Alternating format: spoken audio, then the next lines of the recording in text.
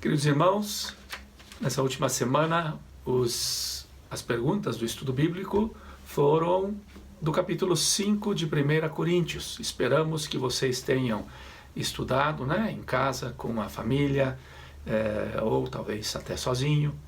E agora, como toda semana, procuro então complementar algumas coisas ou dar resposta a algumas perguntas que de repente também surgem e com as quais vocês tiveram dificuldades. Então, a primeira pergunta, como sempre, tem a ver com a mensagem de domingo, que foi de 1 Coríntios 5. Compartilhe aquilo que ficou importante para você da mensagem. Então, isso cada um deve ter feito. Depois, a segunda pergunta diz: que pecado Paulo condenou e que estava sendo cometido por um membro da igreja em Corinto? Paulo, ele não estava na igreja, ele ouviu falar por pessoas que eram da igreja que estavam visitando ele. E agora ele está bastante indignado pela situação. E então no versículo 1 ele começa e diz: se ouve que há entre vós imoralidade, e imoralidade tal como nem mesmo entre os gentios, isto é, haver quem se atreva a possuir a mulher do seu próprio pai. Então, primeiro ele chama de imoralidade. Quando a Bíblia usa esse termo, quase sempre está vinculado ao pecado sexual. E depois ele especifica e diz: um membro da igreja de Corinto estava tendo a convivência e o relacionamento sexual com a esposa do pai. A maioria dos comentaristas acha que é a madrasta dele, mas mesmo não sendo a própria mãe, está tudo errado.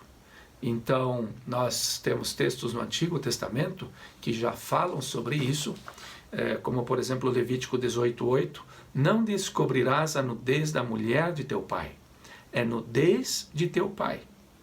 E em Deuteronômio 22:30 diz: nenhum homem tomará sua madrasta e não profanará o leito do seu pai.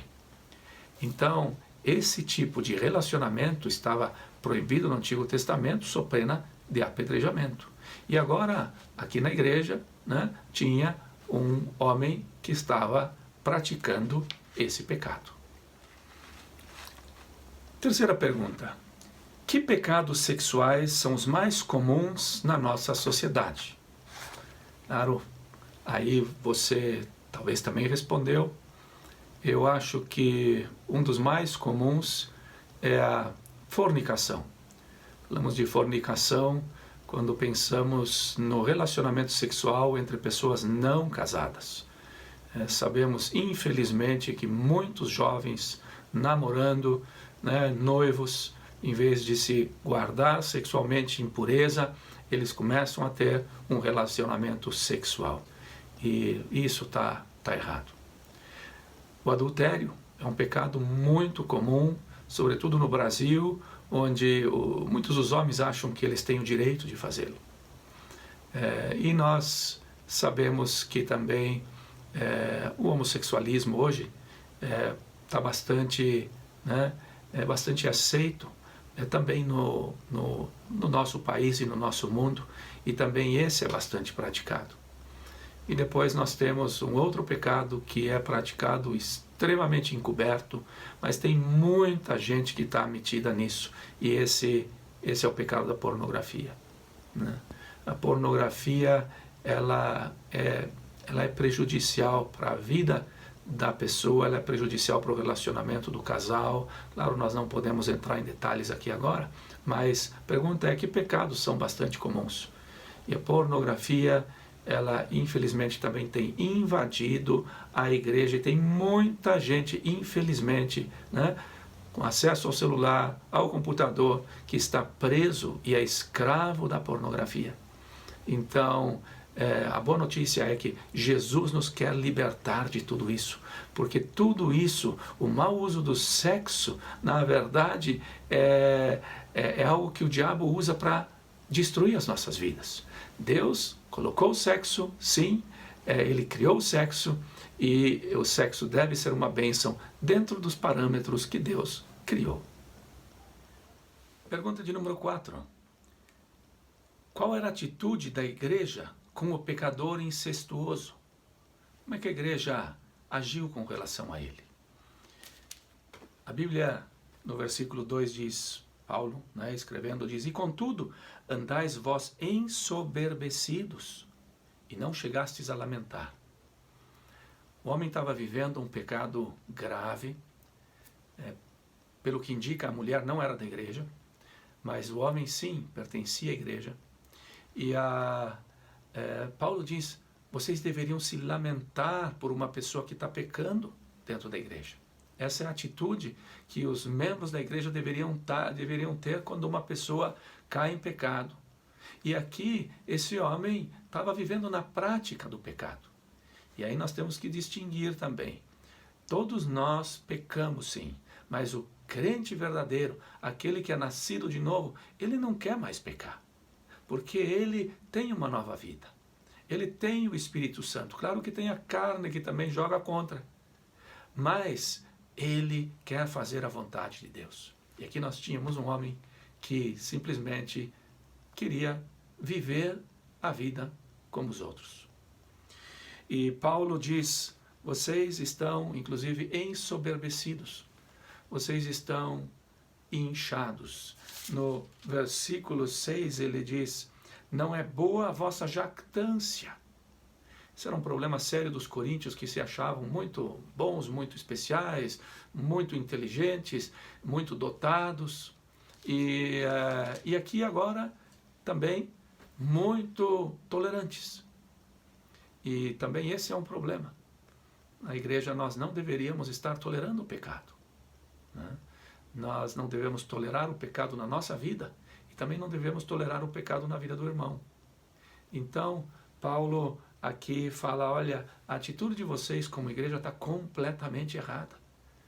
Vocês estão vivendo a graça barata, mas não o verdadeiro evangelho, onde nós temos nojo do pecado, onde entendemos que o pecado é nocivo e onde queremos nos distanciar do pecado. Então a igreja estava indo na contramão daquilo que na verdade deveria estar indo. Próxima pergunta de número 5. O que a igreja deveria fazer com o incestuoso? É assim que se chama o pecado, do relacionamento sexual dentro da família. Por que entregar a Satanás? Paulo, ele diz, ele é muito drástico aqui, com relação ao que deve ser feito. Possivelmente porque ele também, antes, ele já havia escrito uma carta. Essa carta de 1 Coríntios não é a primeira carta de Paulo aos Coríntios. Ele já havia escrito uma antes. E ali no versículo 9 diz, já em carta vos escrevi que não vos associeis com os impuros.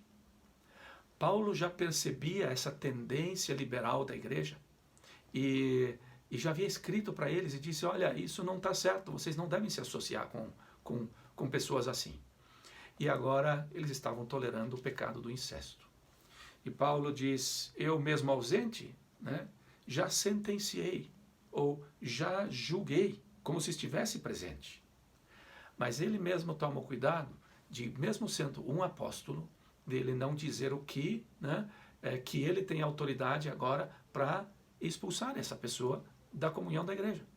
Senão que ele diz para a igreja, diz, em nome do Senhor Jesus, reunidos vós, ou seja, vocês se reunindo, e o meu espírito, com o poder de Jesus nosso Senhor, entregue a Satanás para a destruição da carne, a fim de que o espírito seja salvo no dia do Senhor. Paulo diz, essa é uma responsabilidade da igreja. A igreja deve se reunir e deve tratar essa questão. E aqui, a coisa parece que está tão madura que Paulo não recomenda o processo de Mateus 18.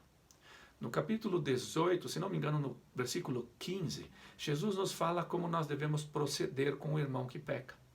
Se o teu irmão pecar, vai até ele e procure mostrar para ele o seu pecado. Se ele se arrepender, você ganhou o irmão, diz Jesus. Se ele não se arrepender, você chama mais uma pessoa, de preferência uma pessoa que também é considerada pela outra, né? E não alguém que toma o meu partido, porque nós não queremos partidos, nós queremos ganhar as pessoas. E vão até ele então, e procurem mostrar aonde ele está falhando. Se ele se arrepender, vocês ganharam o irmão. Se ele não se arrepender, vocês levem a questão da igreja. E se ainda assim ele não se arrepender, então considerem ele simplesmente como publicano. E a gente entende que essa pessoa deve ser afastada da comunhão da igreja. Em termos eclesiásticos, nós chamamos isso de excomunhão. É uma prática bastante esquecida da igreja, né, e cada vez com a maior dificuldade de ser praticada, mas essa é uma prática bíblica também. E Paulo diz, é isso que vocês devem fazer, vocês não devem estar tolerando esse pecado no meio de vocês, e o pecador que não quer se arrepender, por isso tirem ele. Agora, para muitos soa muito forte e estranho quando Paulo diz no versículo, versículo 5, que seja entregue a Satanás para a destruição da carne, a fim de que o espírito seja salvo no dia do Senhor. Paulo, ele entende o seguinte, que a pessoa que está dentro da igreja, ela está debaixo da proteção de Deus. A pessoa que está no mundo, ela está debaixo do príncipe desse mundo, que é o Deus desse mundo também. E por isso, o entregar a Satanás significa realmente tirá-lo da igreja e deixar ele agora sob guarda, sob o trabalho de Satanás. E o que percebemos aqui em tudo isso é que o que Paulo está dizendo com essa sentença é que ele quer a cura dessa pessoa. Ele quer realmente a conversão dessa pessoa, a transformação e a salvação dessa pessoa. Por isso, ele diz, entregue a Satanás para a destruição da carne, a fim de que o espírito seja salvo no dia do Senhor. Então, não era uma medida somente punitiva, era na verdade uma medida curativa. E esse precisa ser o espírito nosso dentro da igreja. O de querer curar as pessoas, de ajudar as pessoas a caminhar com Jesus. Agora, quando a pessoa é impenitente e ela não quer, ela quer caminhar a sua vida, quer caminhar em pecado e não abandonar o pecado, então ele precisa ser entregue, ser tirado da igreja e, consequentemente, fica à mercê de Satanás. E aí a esperança é que ele chegue como no caso do filho pródigo, né? No fundo do poço, bem lá embaixo, se arrependa e volta para o Pai. Esse é o intuito também de todo esse capítulo. Vamos para a pergunta de número 6. Por que aqueles irmãos que não querem se arrepender e que continuam vivendo no pecado devem ser disciplinados? Bom, a primeira razão que eu falei é que ele não pode continuar vivendo dentro da igreja como se ele fosse realmente um crente verdadeiro, um seguidor de Jesus verdadeiro, porque ele está vivendo em pecado, a vida dele é uma contradição. Agora, Paulo dá mais uma razão, e essa nós encontramos no versículo 6. Não é boa a vossa jactância? Não sabeis que um pouco de fermento leveda a massa toda? O fermento na Bíblia, quase todos os lugares, é sinônimo de pecado. Então, antes da Páscoa, por exemplo, os judeus receberam a ordem de Deus de varrer e limpar toda a casa do fermento, que é essa massa azeda. E não deviam deixar nem um grãozinho de fermento. E o fermento sendo, né, uma metáfora para o pecado, significa simplesmente isso. O pecado não deve ter lugar na nossa casa, não deve ter lugar na nossa vida. Porque Paulo diz, um pouquinho de fermento estraga ou leveda toda a outra massa. E assim também o pecado, quando ele é tolerado dentro da igreja, outras pessoas vão ser contagiadas e vão começar a praticar o mesmo. Uma maçã podre dentro de um cesto vai apodrecer as outras maçãs. Esse é o princípio. Por isso é que eles deveriam tomar essa medida drástica e disciplinar o pecador. Vamos para a pergunta de número 7. Veja a importância da pureza sexual em Deuteronômio 22. O que acontecia com a mulher impura no casamento? O que acontecia com quem acusou falsamente? o que acontecia com os que cometiam pecado sexual? Se você ler esse texto lá, você vai ver como no Antigo Testamento eles foram ordenados para tratar com as pessoas que cometiam a imoralidade sexual, ou inclusive uma acusação falsa. Nós, no Novo Testamento, recebemos a ordem de excomungar uma pessoa que não quer se arrepender, quer continuar vivendo no pecado. Mas no Antigo Testamento, se você ler esses textos, você vai ver que o pecado sexual era quase sempre punido com a morte, com o apedrejamento. Quem tinha dito isso? Deus havia ordenado que assim fosse, justamente para que esse pecado não contaminasse, que as pessoas realmente temessem e vivessem uma vida que fosse de acordo aos padrões de Deus. A pergunta 8, ela é uma pergunta, de novo, mais pessoal para compartilharem no grupo. E a pergunta, de número 9 agora, por que Paulo é tão firme em se manter longe de um crente imoral, mas não necessariamente de um incrédulo imoral? Por quê? Qual é a diferença? Interessante que Paulo, ele escreve: já em carta vos escrevi que não vos associeis com os impuros. Aqui fala, a conotação é fortemente sexual, os pecados sexuais. Refiro-me com isso não propriamente aos impuros desse mundo, ou aos avarentos, ou aos roubadores, ou idólatras, pois nesse caso teríeis de sair do mundo. Mas agora vos escrevo que não vos associeis com alguém que, dizendo-se irmão, for impuro, ou avarento, ou idólatra, ou maldizente, ou beberrão, ou roubador. Com esse tal nem comeis. Paulo diz que se ele é um irmão e ele comete e ele vive nesses pecados, então nós deveríamos nos afastar dessa pessoa a ponto de nem sentar junto na mesa. Houveram certos grupos, na história que praticaram isso realmente, claramente e literalmente. Está realmente na Bíblia. Ou seja, Paulo diz: não tenham comunhão com eles como se vocês fossem os amigos, como se estivesse tudo bem. Na verdade, e é isso. Agora, Paulo diz que não com relação às pessoas do mundo que são assim. Por quê? Porque as pessoas do mundo, elas muitas vezes não sabem melhor. Elas vivem esses pecados.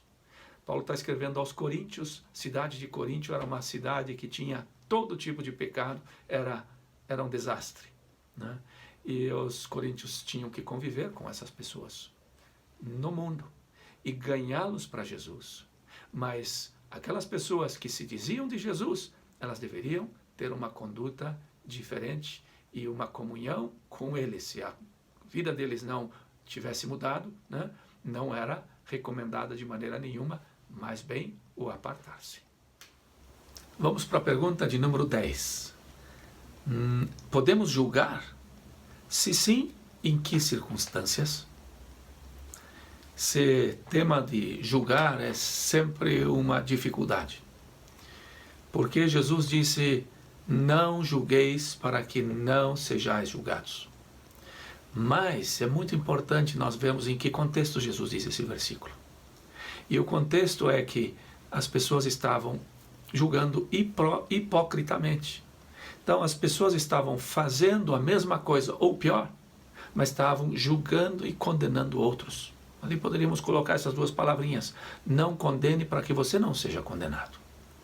Mas nós temos muitos outros textos, inclusive de Jesus, por exemplo, que diz que nós devemos julgar. Em João capítulo 7, Jesus está na festa em Jerusalém e tem um certo problema com os fariseus e os religiosos. E aí ele diz: não julgueis segundo a aparência, e sim pela reta justiça.